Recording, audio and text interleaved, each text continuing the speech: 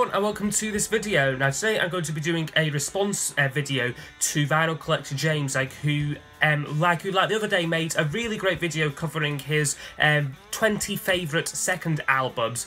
I think it was called No Sophomore Slump, and basically just records which sort of buck the usual sort of trend in music, where an artist generally releases a brilliant debut but fails to follow it up with something off the same quality. James's video was kind of the reverse of that, instead of him showcasing 20 off his favourite second albums, which he thought were just as good, if not better, than the band's debut albums. And I must say his list was absolutely fantastic. It included a lot of my personal favourites, ones which I would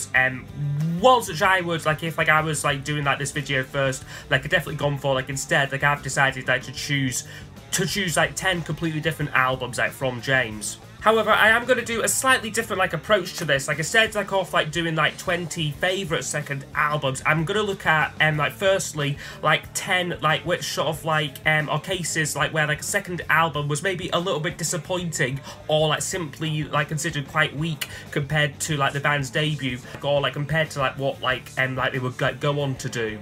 So I will just start with my 10 least favourites. They aren't really sort of these aren't these aren't what I would say the worst second albums of all time. It's generally from bands what I like. Generally I do like most of these albums, they're far from the worst ones ever made. It's just ones by artists what I generally like, and ones which I have in my record collection.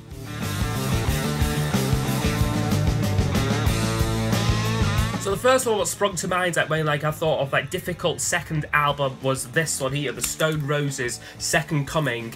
Now yeah, I would say the Stone Roses' debut album is one of the greatest of all time. It's absolutely fantastic, and after that they spent about 5 years kind of coming up with this one here.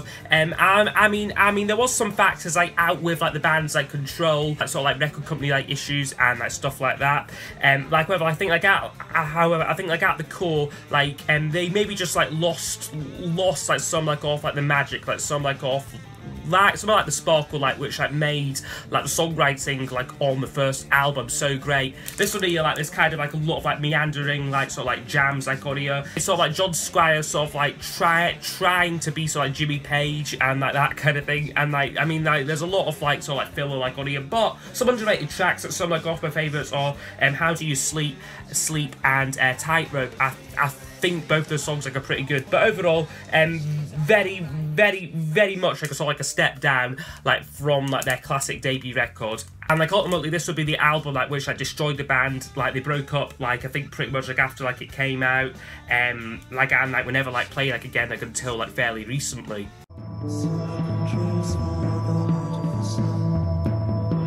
Next up is Saucerful of Secrets here by Pink Floyd. They followed Piper at the Gates of Dawn, which was a pretty good sort of psychedelic 60s record here. This one though is kind of the sound off a band slightly lost. They kind of the main songwriter on Piper was Sid Barrett, and he sort of had to leave the band midway through the making of this. So this has a lot of noodling on it. They really Pink Floyd were given a lot of second chances by the record company to get it right, because they didn't really make a great record again until probably Meddle in 1971. So this one here, 1968 I believe this one came out. Certainly a contender for sort of a difficult second album. Certainly that pales in comparison to the greatness of Pink Floyd in the 70s.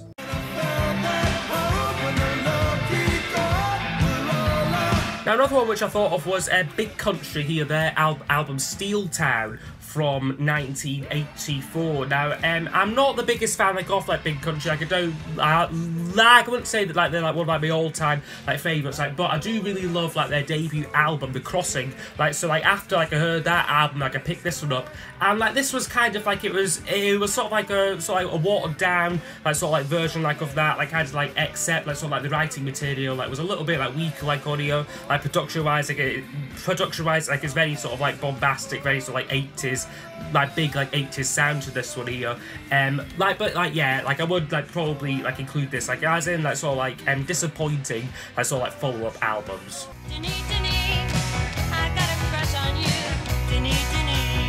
Next up, I just want to mention is Blondie, their album, not Parallel Lines, Plastic Letters, this one here. And I mean, like, they released like a really solid debut album in 1976, and like they did like take their time like over this one being released in February of 1978, and like it's sort of like more of the same, like sort of like from like the first album, like whether like there is like some like sort of like real like stinkers like on here, stuff like I'm on E and like Kidnapper, like there's just like I mean like there's like some like really like sort of like a lot of filler like on here. However, it does also have like one of my favourite Blondie songs, like I'm Always Touched by Your Presence, Dear. Apart from that though, there isn't really much else to keep like me interested like on here. Also notably as well, like it would be like only like a few months like after the release of this that like they would like release Parallel Lines out later that year, like which is like there's almost like no comparison like between like these two records. Like I think like kind of like a lot of like the band like lineup change. I believe like this guy like James James Destry like was out like the band, that they got like a few like new people in, and like it just like made Blondie like kind of like what they were, like how like they'll be like remembered from like Parallel Lines like onwards. But yeah, this is like does certainly come into that sort of like sort of disappointed like slightly like sort of subpar like second albums for me personally.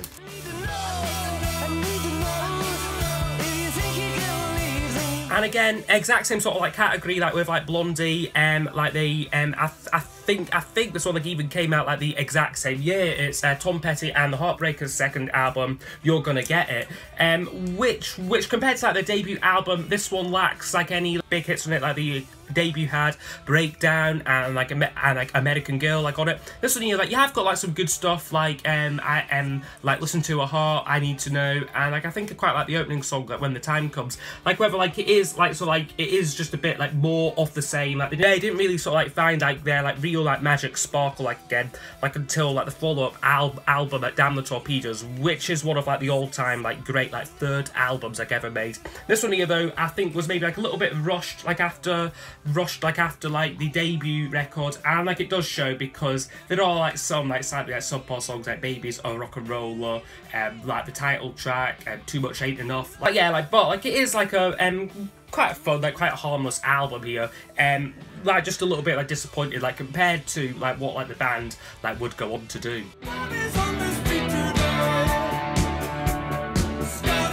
Next one is kind of what I would sort of call like a sort of like transitional like album. It's the Talking Heads, More Songs About Buildings and Food, and this is an album which like which like on like one hand like is quite similar like to like their first album like 77, like in like it's quite like there's a bit of like that like there's more guitars like on here like than on like sort of like follow-up like Talking Heads albums. Like there's more like off like that sort of like that angsty like sort of like vibe to it.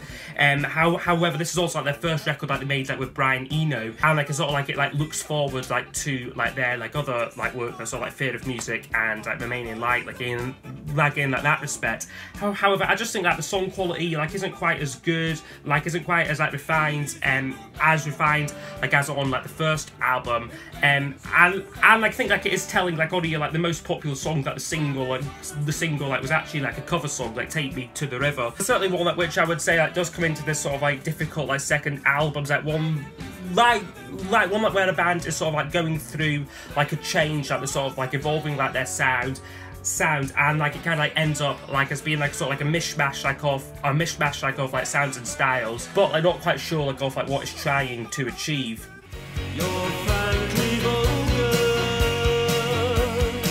And the next one, unfortunately, I haven't got a copy of it to show, but it is Morrissey's Kill Uncle album, which he released after Viva Hate, which was a brilliant debut record. Like it had like two big singles on it, Suede Head and Every Day's Like Sunday. Like in like the interim, like that one came out like in like that one came out in '88. Like he waited about another 3 years like to release Kill Uncle. Like in like the meantime, like he put out like a lot of like non-album singles, and I think like he released a compilation like in 1990. Like whether this was his sort of big like proper second album, and like it was like quite like a disappointment. Like there was no big single on it. Like the music was quite sort of dreary, like quite like sort of like boring album. Like really like for like the most part, and like lyrically like was far like from like Morrissey's like best work. So certainly like a very sort of like disappointing like second album, like until he sort of like found like his mojo like again like with albums Your Arsenal and Vauxhall and I. Like Morrissey's like Kill Uncle like isn't very like highly thought of like in like his discography.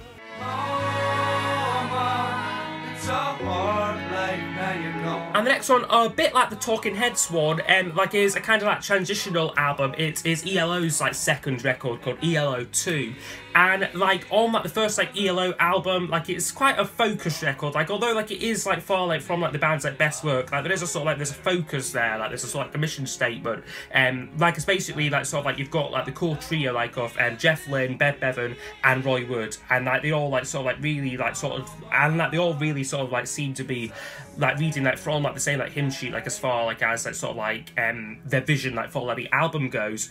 However, like on this one here, Roy Wood's like left like midway through the making of it, so like it ends up being like this sort of like a mostly sort of Jeff Lynne like sort of like album here, and like there is like some like sort of like slightly dodgy material like on here, like it's sort of like ELO trying to be like a bit prog like on here. Like there's a lot of tracks like on here like which extend for about like 6 or 7 like minutes, and like some of them like are quite good. Like I've always like had a soft spot like for like the song Quiara, like however like there are like some like sort of like more like sort of like subpar like material like as well. And like I'm like quite glad that like ELO like the kind of like a few years after this like sort of like found the way like out of like this sort of like this prog trap, and like ended up becoming like one of like the best pop bands like off like the 70s. However, here they were still sort of like finding out their feet, like sort of like experimenting to see like what worked and like what didn't.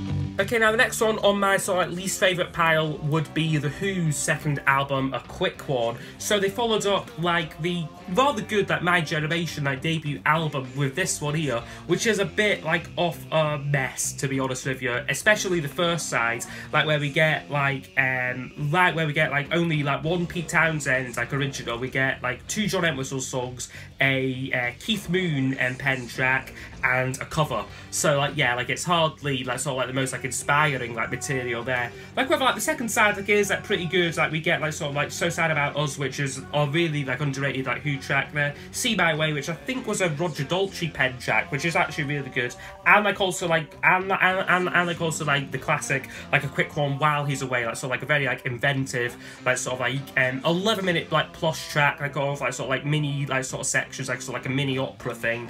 However, certainly compared like to like the debut, this one like it loses like a bit of focus, like especially like the first side, like which is like very like messy, like I have to say.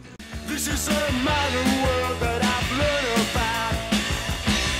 And the final one, like in like this like sort of like list, is the Jam's second album, and this is The Modern World, which is very much like a classic case like of like a band like sort of like rushing in to their second album, like really while like lacking like any like sort of like real like substantial quality material. Like the debut record like In the City like was like very good, like actually like with this one here, like it is like just like a watered down version of that.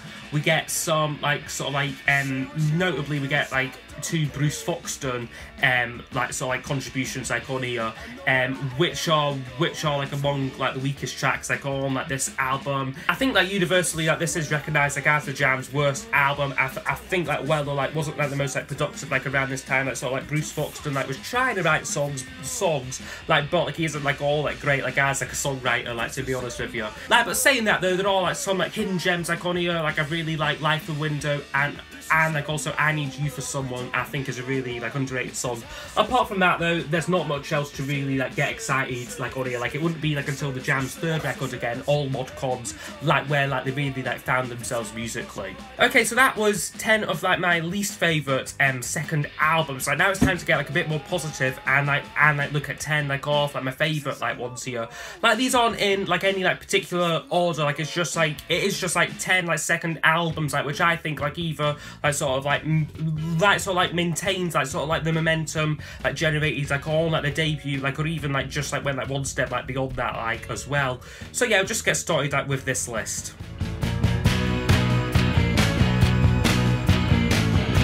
The first pick is probably the one which I would say like I most like missed like off like James's list. Like I know like it was like James's picks, like he like has like his favourites, like, but this is one which I think like certainly like would be worthy like off like most people's lists, even like if like you're not like the biggest fan like off like this guy.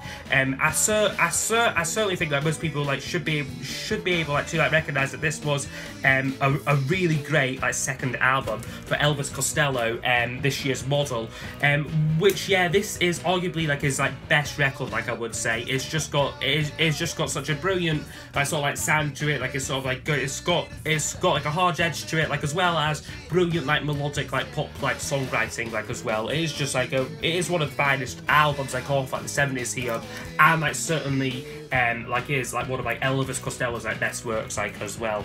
So yeah, definitely a classic second album here, like one which I think like is like essential like to any list like of this nature. Imagine all the people. Now in James's video he showed Ram by Paul McCartney, which I would certainly like agree with like was a fantastic second album like from Macca. Like however, like I'm like gonna show John Lennon's second proper album, Imagine, what came out in 1971, like the same year. Like because it is like sort of like getting like reissued. Like I mean, like I'm not like the biggest fan like of like John Lennon solo. I think like out of like the three main like sort of like songwriting Beatles, like John, Paul and George, John probably like had like the weakest solo career, like even like if like we're just looking like at like the 70s like era, like, but this is still a very, very strong album. Like it's his most accessible work. I mean, you've got like the classic title track, you've got Jealous Guy like on here, like Give Me Some Truth like is like a great rocker, How, like I've always liked that song. Like so yeah, like there is like a lot of like great stuff on here, like certainly a lot more accessible than like his debut Plastic Ono Band, like which is a masterpiece like of an album as well. Like whether like you really have to be like in like a certain mood to like sort of like fully like appreciate that one. This one here, like you can kind of like enjoy like really like what like ever mood like you're in.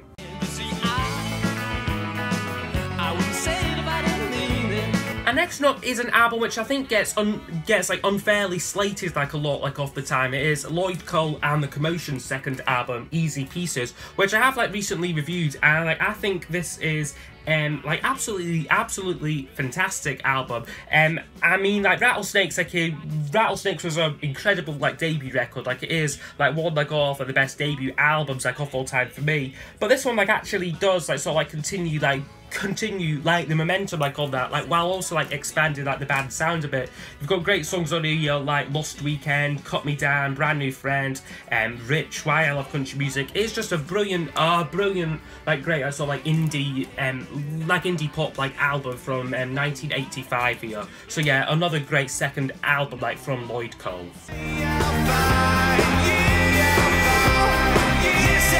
Another one which James mentioned was Oasis's second album, What's the Story, Morning Glory, which is an undisputedly classic, like definitely like would have to be like on like anyone's like sort of like best like second albums list. But like since like I wanted to choose like different albums from James, I decided to go with the second solo release from Noel Gallagher, Chasing Yesterday, which for me like is like his best solo album to date like so far. I think you've just got a great like combination like of like his sort of like classic songwriting, like what made like the first album so great, as well like as like sort of like the sonic like inventiveness, like what would like sort of like be like later like explored like on like last year's Who Built the Moon. It's definitely like one of Noel's finest works. Like I would say certainly rivals like What's the Story, Morning Glory for me, which I've always thought like is like a little bit like overrated like as like an album. Like there's a little bit like off like filler like on there for me personally, whereas on here every track I think like is like wonderful. Like they're all like some growers, like stuff like The Right Stuff and like While the Song Remains the Same, like maybe like didn't like sort of like resonate with me first time, like, but once like you really like get to like appreciate like this album, it is just like a fantastic like masterpiece like from like Noel Gallagher, like released a few years ago, Chasing Yesterday. Another brilliant second album here.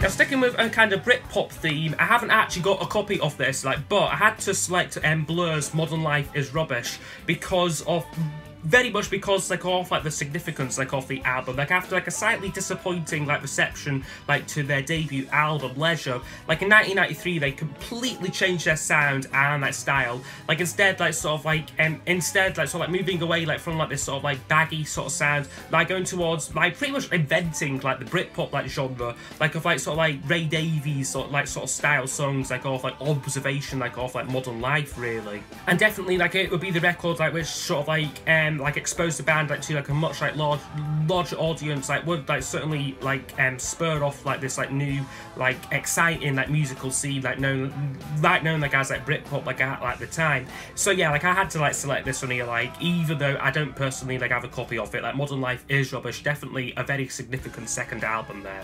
So tired of waiting. I mean, excellent. Some people like might like debate me like with this one here, like, but I'm going for the Kinks' second album, Kinda Kinks. Like, I mean, most people like would probably like bundle this one in like with like the Who's second album and like even like the Beatles' second album, like as a kind of like sort of like treading water like album. Like sort of like there's still like a few covers like on here, like, but I think like this record certainly shows Ray Davies like sort of like progression like as like a songwriter, because like on the first album like he wasn't writing like very many like of like the songs like Yeah You've Got like You Really Got Me and like Stop You Sobbing like being like the two standouts there. Like with like on here, like he just like makes sort of like a quantum leap forward like in terms like of like his songwriting. You've got stuff like Tired of Waiting For You, just a sort of perfect like pop single, like Something Better Beginning, a great ballad there. Like you've got like Nothing in the World Can Stop Me Worrying About That Girl, and I mean this was still like early like 1965 like this one came out, like so the Beatles were still like doing like a lot of like covers like all of their albums. I think the Stones were still pretty much like all doing covers like on their records, and like the Who like hadn't even released like anything like at this point. Like so certainly like Ray Davies like very much showing that he was like one like of like Britain's like finest songwriters, like even at like this very like early stage like in like the band's career. And like for me like is a second album like what does like get like overlooked like quite a lot. So yeah, Candy Kinks like would have to make my list. Watch the greenbacks tumble. The next one I'm going for is 10cc's second album called Sheet Music.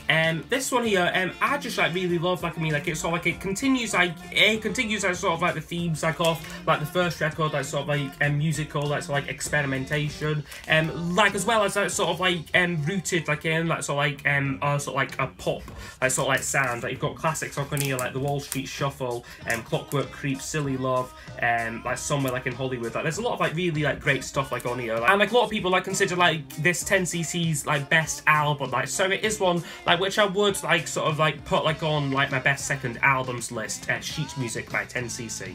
I never thought it would happen with me and a girl from Clapham.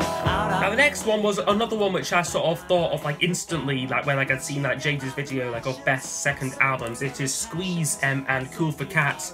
Principally because Squeeze's debut record like is like a real stinker like of like an album. Like yeah, you've got like the classic single Take Me I'm Yours, but like apart from that, like a lot like off like materials like very sort of like sleazy, like it's a very like sort of like inconsistent like album. Like there's no like sort of like real substance like to like the lyrics, whereas here like they make like a great like leap forwards. Like we're also like sort of like retaining like that sort of like laddishness like sort of thing, that sort of thing. Like a lot like these songs just like about sort of like their life like in like South London. However, by this point they've learned to write really fantastic pop songs. You've got stuff like Up the Junction on here, Cool for Cats, Goodbye Girl, like Slap and Tickle like were like the singles. All wonderful slices like of like late 70s like pop music.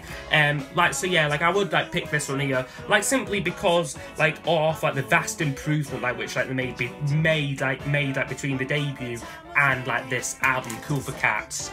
Within the sound of silence. Another one which I went for, which is maybe pushing it like a little bit, like, but I would say like this is a very like strong, very solid like second album, because it's Simon and Garfunkel's Sounds of Silence. Now the debut record was called Wednesday Morning 3 AM, which is a slightly boring like collection like of collection like of like sort of like folk songs. Like, I mean, like it's a pleasant enough album, like nothing like groundbreaking though. Like whereas this one here, like it was very much like them like sort of like becoming like sort of like stars like on here. Like you've got like that absolutely iconic like title track, as well as like Leaves That Are Green, which is a really like beautiful song, Kathy's song, like Homeward Bound's like on like this version like of the album, which is another all-time classic. Richard Corey's great as well, and like it finishes with I Am a Rock. So yeah, a really strong, very consistent like record here, and like very much like the Squeeze one, like a big like jump up like in quality. Simon and Garfunkel sort of very much like found themselves like on like this album, like they are writing,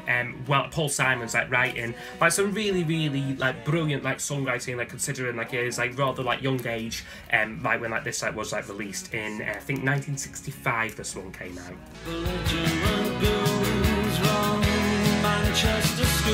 And now the last one I want to mention is the Smiths' second album, Meat Is Murder here, which again, this one here, like simply like for like sort of like the advancement like which like they made, like sort of like compared to like the debut record, like which is maybe like overall a more consistent album, because on here like you do get like Meat Is Murder, the title track, which is one of my least favourite Smiths songs. Like whether like sort of like apart from that track, I think like every other like other song like on here, like it's really fantastic. Like plus like it is like sort of like a leap forward. Like you've got stuff on here like the Headmaster's Ritual, and like that joke isn't funny anymore. And like, well, I wonder like stuff which like stuff which was sort of like unthinkable like of like being like on like their first record. Like it's just a wonderfully produced album. Like Morrissey's writing like has like improved like a lot like on like here. And like yeah, it is just like a brilliant record. Like although personally for me, I think they would just keep getting better and better like on like The Queen Is Dead and Strange Ways. This though is a really good second album like from like the Smiths. Like it's equally like it is like also like more like remarkably good, considering that like they were so productive like as well. Like they had a lot of like non-album singles out, like so like stuff like Heaven Knows I'm Miserable Now, and like William It Was Really Nothing, and How Soon Is Now, all recorded like around the same time like this was like being like recorded. Those songs like they didn't need to like rely like on those tracks like or even like the B-sides to get a really fantastic quality like second album here. So yeah, that has been my list of my like 10 favourite second albums, as well like as like my 10 like so like least favourite ones, which maybe for me could be considered a bit like of a disappointment. But yeah, I hope you have enjoyed this video. Like certainly like if I haven't done so like already, like do like check out like James's like original video for this. Like he shows like 20 like completely like different albums, like but all like but all like sort of like all like really like good picks. Like if like you generally like any like of like the ones which I'm showing, like there'd be something like on like James's like list for you. So yeah, like I will link that in the description, and I hope you have enjoyed this video, and I'll see you all next time for the next one. Goodbye.